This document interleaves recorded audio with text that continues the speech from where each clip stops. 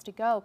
And I brought these visions in particular because this client has had tremendous success in all areas of her life because A, she's not afraid to dream, and B, she stays focused. You see success there, yeah. And then the last one is about her life of abundance and her career objectives and what she wants her body to look like in her relationship. Very good. So I find these to be a lot of fun, and I really encourage people. It seems fun, and I've always heard the more you visualize it and see it, the more it is attainable. That's right. True? That's absolutely right.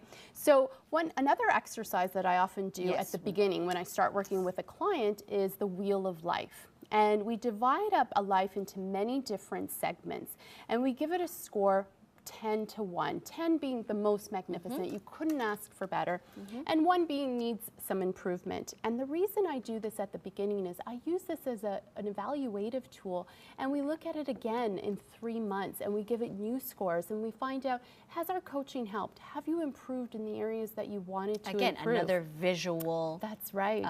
You know, marker. Yeah, so I'm going to take you through.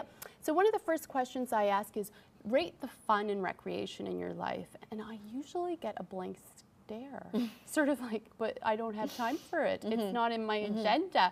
I don't know. So spare time to do things, interests and hobbies. Oh, yeah, that is true. Yeah. So that usually, we're going to have a fictitious client here, might get a score of only 5. But you know, that's really what gives you that spark in life, really gets you out of bed and excited, is building in that fun. And then physical environment. So what do I mean by that? What's your physical home like? Is it comfortable? Do you work in an office space that's conducive to creativity or to whatever it is that you're doing? You know, do you have noisy neighbors? You know, are you comfortable in your physical environment? We do just have 1 more minute left in this segment. So. Okay. So I'll take we'll color you that quickly in. through. Yeah. Again, career, is that something that you know you dread? Is the alarm goes off and you think, oh, do I have to go to work? Or are you excited and inspired by what you're doing? I mean, I would say that's a huge part a of lot of somebody's people life, come right? to see me about career transition. Yep. Yeah. Money. Do you come from a perspective of abundance, or are you worried and fearful about money? Health is another big one. And health doesn't mean that you're fighting a disease, but do you feel good? And it really feeds into all the other segments because it's hard to have fun or pursue a challenging career when you're not feeling well. If we can, we will sum it up in the at the beginning of the next segment. So we'll go to commercial break. More on how to live your better life when we come back from commercial. Stay tuned.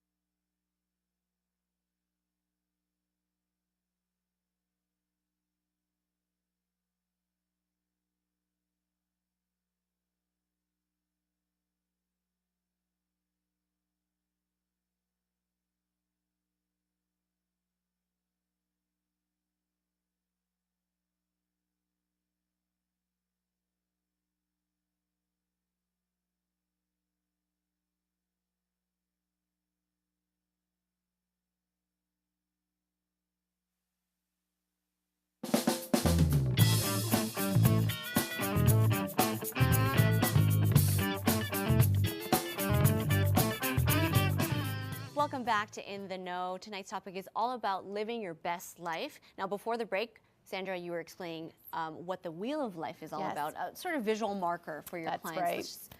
I want to know, the main purpose here. That's right.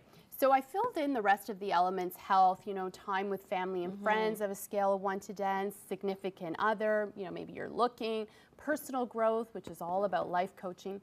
Well, if this were a wheel, this would be a bumpy ride, you see?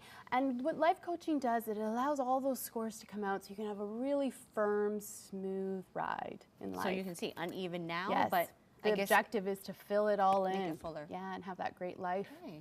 Yeah. And we were talking also about physical health with your clients, physical health and career, the top two? Yes. Yes. Top Absolutely. Two topics. Wow. And so, of course, weight loss comes up often. Let's switch gears and talk about that, because I know, at the beginning, off the top of the show, you're talking about your story. It had a lot. Your crutch was your weight. Right? That's right. That's right. So, how did you come about, finding sort of that spiritual solution when it comes to your weight? Well, do you know what it is? Diets don't work, and we have a lot of evidence mounting towards that, and it certainly didn't work in my life. And so I feel like I found these missing keys. And one of them is definitely spirituality, and also being mindful of our thoughts. And so when I work with somebody who wants to have weight loss, I tell them right off the bat, I'm not going to tell you how to eat, and I'm not going to tell you how to exercise, because there's nutritionalists and fitness experts out there that know far more than I do. And it's not about achieving that perfect body. I don't have that perfect body, and I'm perfectly okay with that. So when we look at the statistics with weight loss, they're very discouraging. Yeah. The World Health Organization states that there's nearly 2/3 of all Americans are overweight. Yeah. The National Institute of Health estimates that dieters can expect to regain 2/3 of their weight within a year of finishing their program. For me, I gained back twice as much, which is not unheard of. And the diet industry is just booming. The Federal Trade Commission did a study in 2002 and found that 55% of diet claims really strained credibility. So that's why I think the missing key is spirituality. And we know now that our children, more and more of our children, are becoming obese, no physical activity. That's right. I mean, it's hitting more of the younger generation too. It's very sad, when your children are not as healthy as you are. Yes. We've done them a disservice. So, the truth is, anyone who struggled with their weight for a long time knows how to diet. They know about nutrition, so that's not the problem. The problem is doing the work from the inside out. So I take a mind, body, spirit approach. I've said that many times. And having said I don't ask my clients or don't tell them what to do, I do ask them to eliminate flour and sugar from their diet. Yes. Just to make it clear, you're a life coach. Like you said, there are experts, nutritionists out there. You're not there to give them no. the nutritional scorecard. Absolutely not. But I ask them to take on a challenge and eliminate sugar and flour from their diet for 30 days. Everybody knows what that is, right? It's easy to 30 spot. days. For 30 days. And my hope is that they'll reap some benefits and think like, yeah, maybe I can do this. Maybe this will be a lifestyle shift for me. And it keeps things simple. It's not about counting and measuring calories and doing all of that. It's looking at, with sugar, the sugar and everything, salad dressing, cereals, looking at the ingredients and finding out, is it in the first top 3 or 5 ingredients? Well, then you know that's sort of a trigger that's not something you should consume. That's right. But it's hard. I mean, it is really hard. How do you get your clients into that mode? Because I guess it's easy to say, cut it out of your diet, and them sticking to it.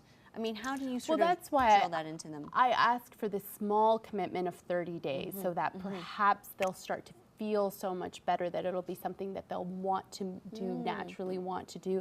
And also talking about the risks of sugar. Sugar has a term, white death. And it's really not an overestimation. It leads to chronic illness. It leads to obesity.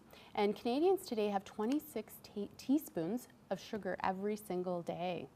I mean, when you put it in those terms, it does sound a lot. Like, imagine just sitting there and gulping down 26 teaspoons. I mean, that sounds That'd gross, be one sweet coffee. Right? Yeah. Can you imagine? And it's a very addictive substance, right? And it feeds cancer cells. It causes weight gain. It promotes premature aging. Nothing good comes from consuming this. The other thing is white flour, and there's a term called glue gut. Like, it's just not pleasant. This is the first time I'm hearing it. What does that mean? Yeah, glue gut. So it's a fattening agent. You know, we add it to foods to make them richer and thicker, and again leads to weight gain. So just eliminating those two things can be transformational.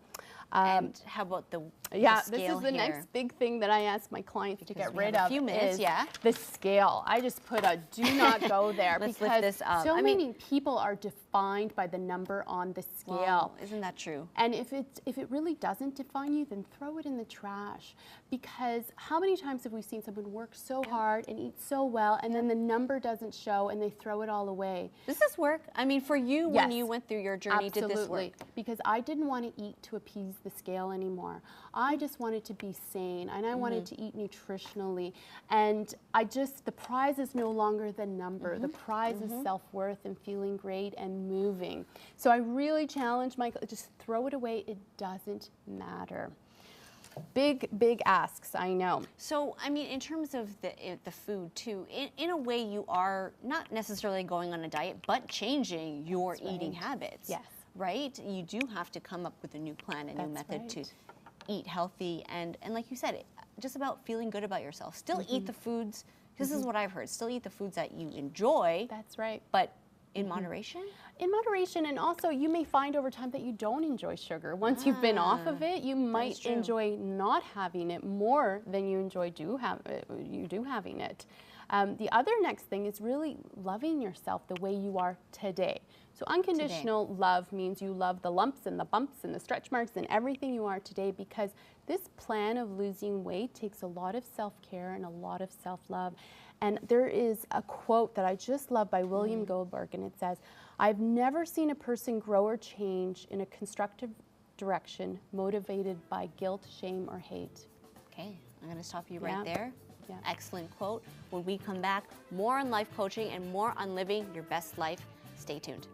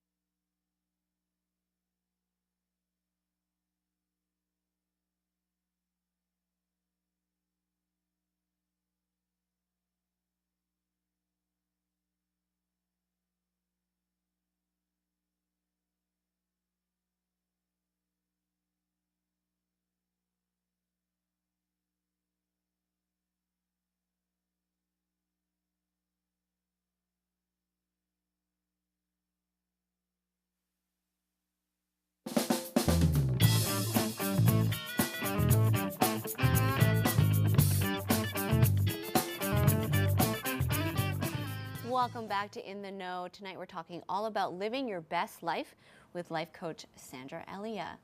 So we're going to switch gears. We talked about weight and sort of getting around the idea of losing weight on a more spiritual basis.